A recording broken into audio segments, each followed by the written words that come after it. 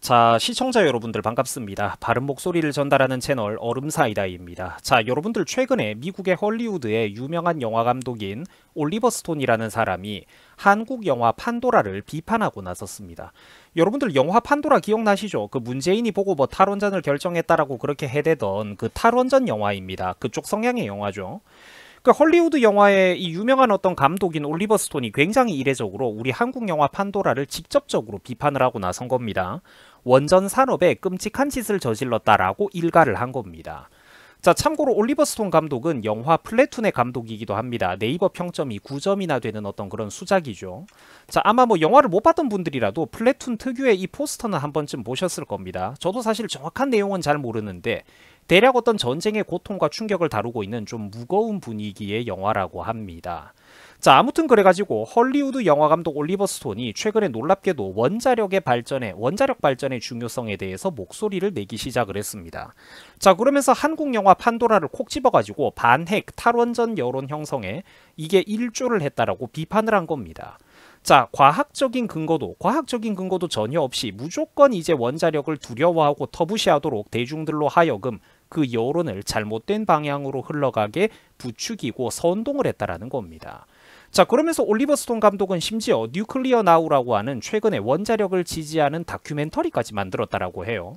자, 원래 올리버 스톤 감독은 사실 사회적인 관점에서는 좀 좌파적인 발언을 여러 번 했던 그런 인물입니다만, 자, 그런 사람조차도 현재 인류가 처해 있는 에너지 위기는 매우 심각한 거라고 현실적인 지적을 하고 나선 겁니다. 그래서 제가 오늘 소개를 해드리는 거예요. 그러니까 이 에너지 위기 문제를 해결하는 데 있어서 너무 과도하게 원전에 대한 공포감을 조장하고 탈원전의 붐이 정치권에 이는 이런 흐름들은 비현실적이고 잘못된 거라고 비판을 하고 있는 겁니다.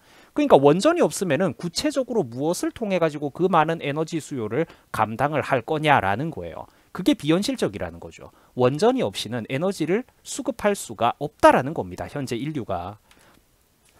자, 그리고 여러분들 실제로 올리버 스톤 감독이 지적했던 이런 발언들은 전문가들도 똑같이 말을 하는 정확한 발언들입니다. 원전이 없이는 그러니까 모든 것들이 비현실적이라는 거예요.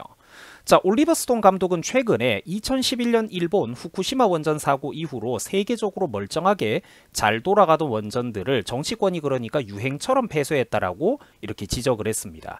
특히 뭐라고 했냐면 한국에는 숙련된 엔지니어들, 과학자들이 많고 표준 원자로도 있으며 덕분에 아주 저렴한 가격으로 한국 내부에서 전기를 잘 생산하고 있었는데 갑자기 저 나라가 탈원전 정책을 펼치기 시작했다라고 지적을 했습니다.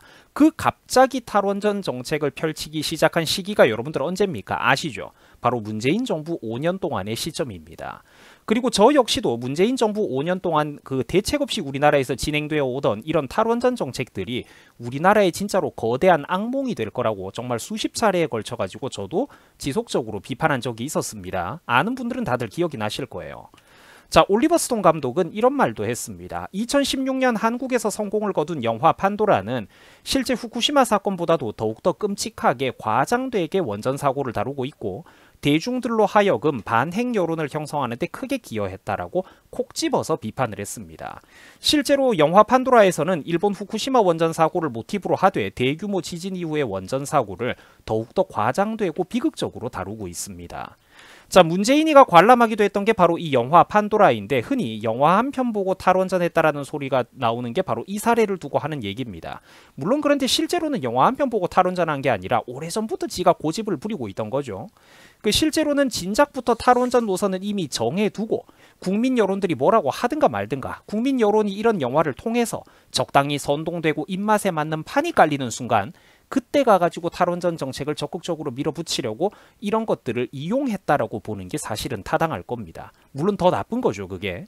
자, 올리버 스톤 감독은 다큐멘터리 뉴클리어 나우를 통해 가지고 원자력 도입이 시급하고 현실적으로 이게 꼭 인류에게 필요하다라고 이렇게 설명을 했습니다. 자, 감독은 최근에 지구가 극심한 가뭄이라든지 뭐 반대로 엄청난 홍수라든지 뭐 극단적인 기후 변화를 보이고 있는데 자, 어쨌거나 그 화석 연료를 완전히 퇴출하는 게 현실적으로 불가능하다면 현재 유일하고도 강력한 해결책이 바로 원전이다라고 지적을 했던 겁니다. 그 원자력 발전을 해야 당연히 화석 연료의 사용량을 우리가 현실적으로 확실하게 줄일 수가 있다라는 거죠. 자, 그리고 IAEA의 공식 자료를 여러분들이 확인해 보면 아시겠지만 실제로 원자력 발전은 인류가 만든 발전 방식 가운데 CO2 탄소 배출량이 압도적으로 가장 적은 최선의 발전 방식입니다. 특히 날씨나 기후와 상관없이 1년 365일 24시간 내내 안정적으로 대량의 전기 생산이 원자력은 가능하면서도 동시에 탄소 배출량까지 적다라는 겁니다. 그게 바로 원자력 발전이라는 거죠. 그리고 불과 2021년 8월, 여러분들 8월이면 한창 우리나라 더울 때죠. 한창 더운 여름에 있었던 우리나라 뉴스 기사를 한번 보세요. 저 때가 여러분들 언제입니까? 문재인 정부 시절이잖아요. 21년도가. 보세요. 문 정부는 전기 사용량이 급증하자 석탄 발전소를 풀가동했다라고 합니다. 자, 평소 문 정부와 민주당 애들은 그렇게 탄소 중립이네, 녹색과 친환경이네, 어쩌네 그런 것들 아름다운 슬로건들을 떠들어 놓고 정작 현실에서는 이것들이 어떻게 합니까? 전력 공급이 빠듯해지니까 오히려 석탄 발전소를 풀가동해버리는 웃지 못할 코미디를 보여줬다라는 겁니다. 자, 세계적인 물류기업 브레마 ACM에서도 실제로 당시 뭐라고 했냐면 한국의 7월 석탄 수입이 5년 만에 역대 최대치를 경신을 했다라고 설명을 했습니다. 자, 여러분들 이게 무슨 소리냐면 탈원전을 해버리니까 지들이 수십조 쏟아붓고도 난리를 치던 그런 풍력이나 태양광은 별로 쓸모가 없다라는 거죠. 탈원전 해보니까 태양광이나 풍력은 쓸모가 없어요. 결국은 화석연료를 때려 넣는 화력발전밖에는 답이 없더라는 겁니다. 그리고 여러분들 같은 해인 어떤 2021년 7월 달에 나왔던 여름 당시의 뉴스 기사입니다. 자, 석탄 발전소를 풀가동하는 것과는 또 별개로 막상 이것들이 급하니까 지들이 그토록 욕을 하던 원전도 풀가동해가면서 적극적으로 투입을 하고 있는 모습이죠. 나라에 대규모 정전 사태가 일어나면은 민심이 난리가 나니까 저런 짓거리들을 하고 있는 것 아닙니까? 저것들이 얼마나 생각이 짧고 근시안적으로 나란 일 처리를 하고 있냐, 그걸 한번 보라는 거죠. 동네 손바닥만한 구멍가게를 경영하는 것도 이딴 식으로는 경영을 안 한다라는 겁니다. 저렇게 될 줄 몰랐단 말입니까, 쟤네들은? 당연히 전기가 딸리죠, 탈원전을 하면 대한민국에서. 시청자 여러분, 보시다시피 글로벌 원전 투자 규모는 해마다 계속해서 증가하고 있습니다. 현실적으로 원자력 발전이 없이는 도저히 해마다 급증하는 산업에너지 수요 그리고 민간 에너지 수요를 도저히 다 따라잡을 수가 없기 때문입니다. 특히나 대한민국 원자력 발전은 가성비 측면에서도 정말로 세계적인 경쟁력과 기술력을 갖추고 있습니다. 자, 저렴한 전기요금을 통해 가지고 대한민국 국민들의 재정 부담 그리고 생활비 부담도 덜어주면서 동시에 미래 먹거리, 국민들의 미래 먹거리도 수출해 가지고 벌어오는 최고의 선택지가 바로 이 원전인데, 이 좋은 원전 산업을 도대체 누구 좋으라고 왜 포기해야 된단 말입니까? 이득만 가득한데? 여기 여러분들 뉴스 기사를 한번 보세요. 미친 듯이 과대평가된 신재생 에너지라고 하죠. 심지어 우리나라도 아닌 프랑스의 대표적인 에너지 기업인 토탈사의 파트리아크 푸얀의 CEO 최고 경영자가 인터뷰에서 했던 말입니다.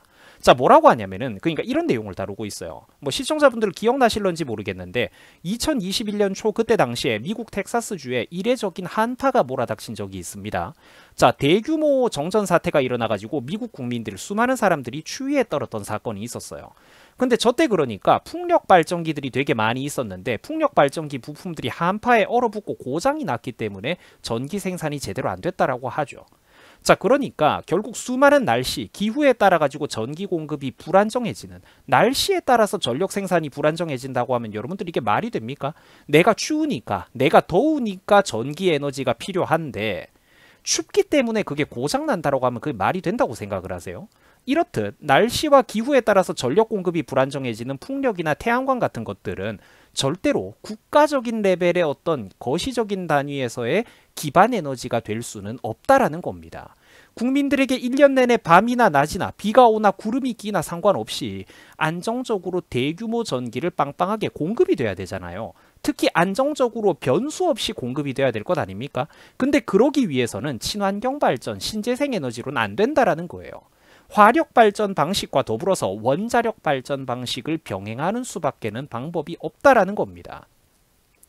그런데 이 당연한 사실을 오늘날 전 세계 주요 국가의 정치인들 상당수가 전혀 관심도 없고 심지어 잘 모르고 있다는 게 심각한 문제입니다. 아직까지 그러니까 정치권에서 탈원전을 떠들어대거나 원전을 마지못해서 뭔가 싫어하는 티를 내는 인간들은 국가 단위의 거대 조직을 경영하는 문제에 있어서 제대로 진지하게 고민 자체를 해본 적도 없는 인간들이라는 소리입니다. 자, 그런데 우리 대한민국은 지난 문재인 정부 5년 동안 탈원전 정책을 정말로 답도 없이 무식하게 무대포로 진행을 해버렸어요. 덕분에 수많은 원전 부품업계 생태계 전체가 상당 부분 주저앉아 버린 상황입니다. 즉, 이거를 다시 회복하려고 해도 한번 무너져 내린 생태계를 되살리는 데는 너무나도 큰 노력과 답답한 시간들이 필요하다라는 겁니다. 자, 그러면서 여러분들 과거 문정부 시절에 하던 꼬라지들을 한번 보세요. 문재인 온다고, 그거 대통령 온다고, 풍력 모형 발전기나 현장에 쳐 갖다 놓고 있지를 않나. 심지어 저 모형 가격이 여러분들 얼마인 줄 아세요? 3억 원이 넘어간다라고 합니다. 자, 여러분들 나라 안에 왜 돈이 없는지 아시겠죠? 국가 예산 단위에서 보면은 물론 3억이라는 돈은 좀 작은 돈일지도 모르지만 낭비해서는 안 되는 거잖아요. 10원 한 장도 원래 세금은 낭비하면 안 되잖아요. 필요한 곳에 돈을 수백억 수천억 쓰면 누가 뭐라고 합니까? 헛되게 쓰니까 그 3억 원도 아깝다라고 하는 거예요. 저 3억 원이라는 돈을 저런 쓸데없는 모형 장난감 허치거리 배치하는 데 쓰는 게 아니라 참전용사 어르신들한테 삼겹살 목살이라도 좀 사다 주고 라면이라도 한 박스씩 우리나라 독거노인들에게 나눠준다면 얼마나 많은 사람들을 배부르고 따뜻하게 겨울 한 달 날 수 있도록 도와줄 수가 있겠습니까? 자, 그러면서 민주당은 아직도 원전 관련된 예산들을 모조리 삭감해버리고 있습니다. 철저히 현 정부의 발목만 잡아당기고 있습니다. 상황이 이런데 어떻게 빠르게 우리나라 대한민국의 원전 산업을 회복할 수가 있겠습니까? 자, 시청자 여러분들 이것도 한번 보세요. 아마 요거 잘 몰랐던 분들 많을 텐데 요즘 KTX 표값이 또 오른다라는 그런 안타까운 얘기가 나오고 있습니다. 물론 국민 입장에서 여러분들 대중교통의 가격이 오르면 싫죠. 근데 한번 그 실상을 들어보세요. 코레일이 요즘 전기요금 인상으로 휘청휘청거리고 있다고 합니다. 코레일이 1년 전기요금만 6천억 원이 넘게 나간다라고 해요. 원래 이거보다 적었는데 문재인이가 탈원전하면서 전기요금이 인상됐기 때문에 이 짓거리가 되는 겁니다. 공기업들이 요즘 돈을 벌어가지고 다 전기요금으로 나갈 판이라고 해요. 이러면은 당연히 KTX 요금 인상 얘기까지 나올 수밖에 없죠. 무한하게 적자가 쌓일 수 있는 게 아니잖아요. 언젠가 그 갚아야 되고 메꿔야 되는 돈이잖아. 자, 그런데 그러면은 결국 이 모든 게 기차 표값이 오르면은 여러분들 국민이 손해잖아요. 결국 그러니까 이 모든 것들이 탈원전의 어리석음에서 비롯되는 국민 부담이자 현실이라는 거예요. 과거 그러니까 2017년 무렵에 문재인이가 당선되던 시절에 바보 같은 우리나라 국민들이 진짜 뭐라고 했냐면 뭐 착한 전기요금 까짓거 내가 1, 2만 원 더 내겠다, 2, 3만 원 더 내고 살겠다, 이딴 소리들을 우리나라 국민들이 심지어 명문대 나오고 많이 배웠다라는 국민들도 그딴 소리를 떠들었는데 실제 여러분들 나라 돌아가는 꼬라지를 보니까 어떻습니까? 정부 여기저기서 수천억, 수조원, 수십조씩 재정적자가 터져 나오죠. 이게 전기요금 1, 2만 원 개인이 더 낸다고 메꿔질 문제라고 생각을 하십니까? 보세요 여러분들, 장난 아니죠. 나란 일이라는 게 깊게 제대로 고민을 안 해본 사람들이 그렇게 가볍게 떠들 문제가 아니라는 거예요. 장난이 아니잖아 지금 나라 돌아가는 꼬라지 보면. 그래서 여러분들 저 유튜버 얼음사이다가 지난 몇 년 동안 탈원전은 대한민국 국가와 국민 전체 모두에게 엄청난 악몽이 될 거라고, 절대로 제발 그렇게 하면 안 된다라고 수도 없이 경고를 했던 겁니다. 참고로 여기선 한 페이지만 보여드리지만 이런 페이지가 여러 개 더 나와요. 우파 유튜버들 중에서는 제가 자신 있게 얘기를 하는데 탈원전에 대한 비판은 제가 제일 많이 했습니다. 대한민국의 모든 언론과 유튜버들 통틀어서 제가 제일 많이 이걸 경고를 했어요. 제가 지금까지 유튜브 생활하면서 다뤘던 1,000개가 넘어가는 영상들 중에 탈원전 주제 요거 하나만 가지고도 솔직히 말해서 대한민국 거의 대부분의 정치인들보다 메시지가 나았다라는 겁니다. 지금 한국 사회 정치인들은 솔직히 말해가지고 그러니까 여야를 막론하고 딱히 이 나라의 미래나 현실에 대해서 진지한 고민이나 걱정, 우려 같은 게 없어요. 지들 그냥 그 비루한 정치 목숨 1선, 2선 더 하는 게 전부입니다.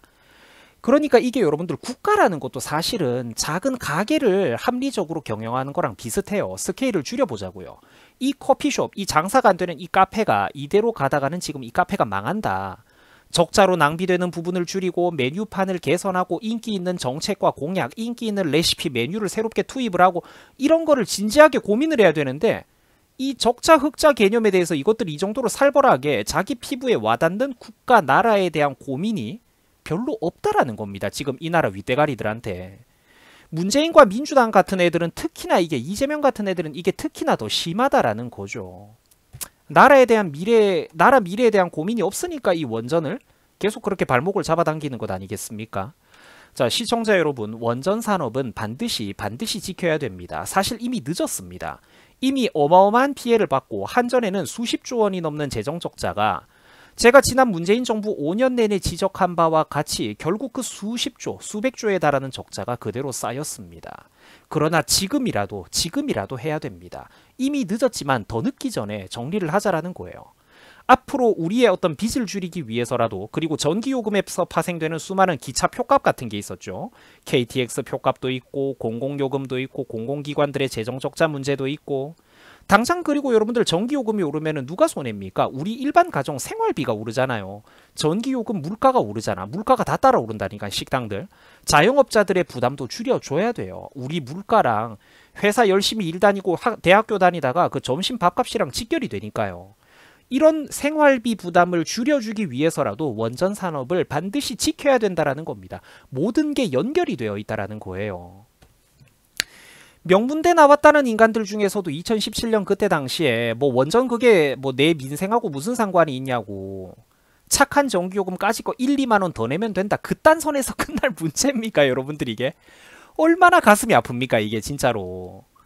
그 원전이, 원자력 발전이 없이는 절대로 대한민국 국가 에너지 동력을 다 갖다 댈 수가 없다라는 겁니다. 국민들이 그렇기 때문에 항상 이성적이고 현명해야 됩니다. 그리고 국민들이 현명하고 가끔 미디어에 선동을 당해가지고 화가 날 만큼 나더라도 그럼에도 불구하고 최악과 덜 나쁜 차악을 정확하게 항상 이성적으로 분간을 해야 됩니다. 그래야 이 불쌍한 나라에 최소한이라도 미래가 있고, 어차피 결국 곤두박질 치게 되더라도 최대한 그 속도를 지연시키고 브레이크라도 잡을 수가 있을 겁니다. 시간을 벌어야 피해를 수습하고 그 충격을, 우리가 부딪히는 충격을 최소화할 수가 있다라는 겁니다. 제일 좋은 거는 2017년에 문재인을 안 뽑는 거였겠지만 말이죠. 자, 시청해 주셔가지고 여러분들 진심으로 감사드립니다. 항상 저는 대한민국을 위해서 올바른 방향의 목소리를 내어드리도록 또 노력을 다하겠습니다. 자, 여러분들 수고하셨습니다. 고맙습니다.